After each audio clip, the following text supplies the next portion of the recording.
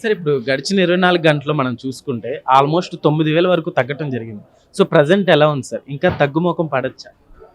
9 కాదు దగ్గర 15,000 తగ్గుతుంది. మనకి చెప్పాలంటే గ్రాముకి 1,500 రూపాయలు బంగారం తగ్గింది. వెండి వచ్చి దగ్గర 1,07,000 దాకా తగ్గింది. ఇది మనం ఎక్స్పెక్ట్ చేసింది సార్. ఎందుకంటే ఎప్పుడైతే మార్కెట్ అంచనాల కన్నా మించి పెరుగుతుందో ఖచ్చితంగా కరెక్షన్ వస్తుంది, భారీ కరెక్షన్ వస్తుంది. ఎందుకంటే స్పాన్ ఆఫ్ డేస్లో పెరిగింది బంగారం ధరలు. స్పాన్ ఆఫ్ అతి తక్కువ టైంలో లక్ష పెరిగింది వెండి. అతి తక్కువ టైంలో గోల్డ్ కూడా దగ్గరగా మనకి 20-30 వేలు పెరిగిపోయింది. సో ఇది ఇంత తక్కువ టైంలో పెరిగింది అంటే ఖచ్చితంగా ఇది వెనక్కి రావాల్సింది.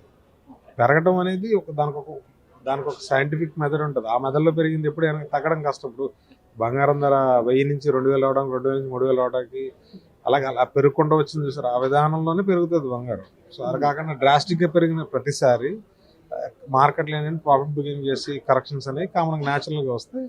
అలాంటిదే మనకు ఇప్పుడు వచ్చింది. దీనికి రావడానికి కారణం ఈ మార్కెట్లో ఉన్న ఒక ఆర్టిఫిషియల్ డిమాండ్ అనుకోండి, ఏదన్నా అనుకోండి, దానివల్ల భూమి అనుకోండి, ఏదన్నా రకరకాల ఫ్యాక్టర్స్, సంబంధం ఉన్న వాళ్ళు లేని వాళ్ళు అందరూ లేని వస్తువు కోసం ఎగబడటం దానివల్ల పెరిగింది. ఇలాంటి టైంలో చాలామంది ఇన్వెస్టర్స్ లాంగ్ టర్మ్ ఎప్పుడు ఇన్వెస్టేషన్ వాళ్ళందరూ ఏం చేస్తారు, ఎగ్జిట్ అయిపోతుంది. మంచి రేట్ ఇది. ఈ రేట్ ఎవరు ఊహించింది కాదు కదా. గోల్డ్ వచ్చి 1,80,000 వెళ్ళిపోతుంది, సిల్వర్ వచ్చి 4 లక్షలకి వెళ్ళిపోద్ది అని ఎవరు ఊహించింది కాదు. సో ఈ రేట్ వచ్చిందంటే వాళ్ళకి మంచి అలా 1,00,000 రూపాయల రేట్లో కొని ఉండొచ్చు, 70,000 రేట్లో కొని ఉండొచ్చు. వాళ్ళందరికీ ఇప్పుడు 4 లక్షలు అంటే మంచి మంచి రేట్ అది. సో అలాంటి వాళ్ళందరూ ఒక్కసారిగా మార్కెట్ నుంచి ఎగ్జిట్ అయిపోతే దాని తాలూకా డిమాండ్ అంతా కూడా అమ్మకాల ఒత్తిడి వల్ల మార్కెట్ అనేది క్రాష్ అవుతుంది. ప్రస్తుతానికి చాలా భారీగా క్రాష్ అయ్యి వెండి బంగారం ధరలు భారీగా తగ్గినాయి ప్రస్తుతానికి. సరే ఈ టైంలో తీసుకుంటే బెటరే అంటారా? అంటే ఇంకా తగ్గుముఖం పడొచ్చు అంటారా, లేకుంటే పెరగచ్చు అంటారా?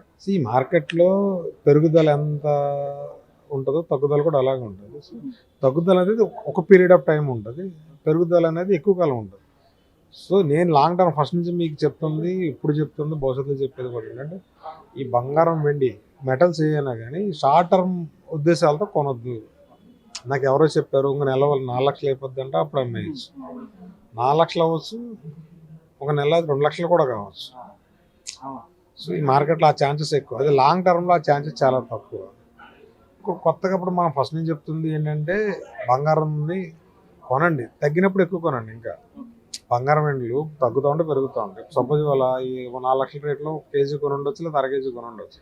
అరే ఇప్పుడు పడిపోయిందని బాధపడే బదులు ఈ రేట్లో ఇంకో 1/2 కేజీ కొనండి.